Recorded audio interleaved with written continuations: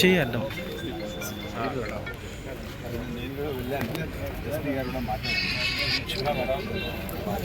చాలా బాగా చెప్పాలంటే పోలీస్ వెరీ గుడ్ జాబ్. అంతా క్లూ టీమ్స్ అంతా పెట్టి చాలా కష్టపడ్డారు.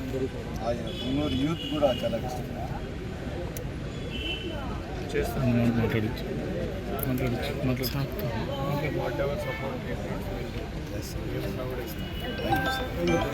సార్ నమస్తే సార్. ఓకే డెఫినెట్గా హలో ఇక్కడ పొంగనూరు నుండి వచ్చిన staff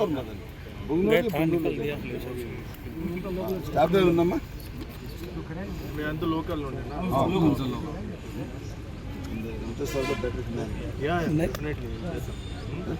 We need justice for as soon as possible, sir. సరే సార్, నేను పోలీసు వాళ్ళతో కూడా కోఆర్డినేట్ చేస్తాను. డిఎస్పీ గారితో మాట్లాడి ఎంతవరకు దాని మీద ఏం మాట్లాడు సాయం కావాలి, కోఆపరేషన్ కావాలన్నా కూడా నేను చెప్పాను.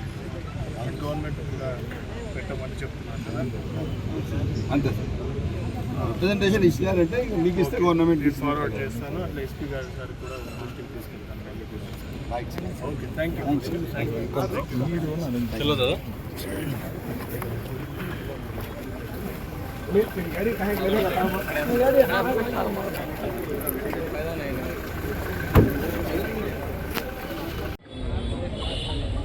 పొంగునూరు నిన్న నేను సాయంత్రం వెళ్ళడం జరిగింది. అస్ఫియా చిన్నారి పాప, వాళ్ళ తల్లిదండ్రులకు 2 పిల్లలు. మొదటి మగ అబ్బాయి, రెండవది వచ్చి అస్ఫియా వాళ్ళకి జన్మించింది. ఈ పాప సాయంత్రం 7 గంటల వరకు కూడా ఇంటి ముందర ఆడుకుంటూ ఉన్నది. 7:15 కూడా ఒకసారి వాళ్ళ అమ్మగారిపై పిలవడం జరిగితే వచ్చేస్తానని చెప్పడం జరిగింది. వాళ్ళ ఇంటి కుడి భాగం ఉన్న ఒక ఇంటి దగ్గర పోయి అక్కడి నుంచి అట్లే ఆ పాప కిడ్నాప్ అయిపోతుంది. నిన్న చిత్తూరు జిల్లా ఎస్పీ గారికి కూడా నేను మాట్లాడడం జరిగింది. తక్షణం వాళ్ళు దానికి కావాల్సిన క్లూస్ అన్నీ చాలా బాధ్యతగా తీసుకుంటున్నారు. ఎట్టి పరిస్థితిలో 2 రోజుల్లో ఆ పాపకు ఎవరు కారణమని తప్పకుండా తెలిసిన తర్వాత పోలీస్ శాఖ, రాష్ట్ర ప్రభుత్వం ఎట్టి పరిస్థితుల్లో ఎవరైతే నేరగాళ్ళు ఉన్నారో వాళ్ళకు వదిలేది లేదు. ఖచ్చితంగా వాళ్ళపైన తగు చర్యలు తీసుకొని వాళ్లకు ఉరిశిక్ష పడేంత వరకు రాష్ట్ర ప్రభుత్వం మేము కలిసి పనిచేస్తామని ఇదే కాకుండా వాళ్ళ తల్లిదండ్రులు కూడా నేను హామీ ఇవ్వడం జరిగింది. ఎట్టి పరిస్థితుల్లో బిడ్డ మీది అని మీరు అనుకునే అవసరం లేదు. బిడ్డ ఈ సమాజానికి సంబంధించింది, ఈ ఆంధ్ర రాష్ట్ర పౌరులకు సంబంధించిన బిడ్డ.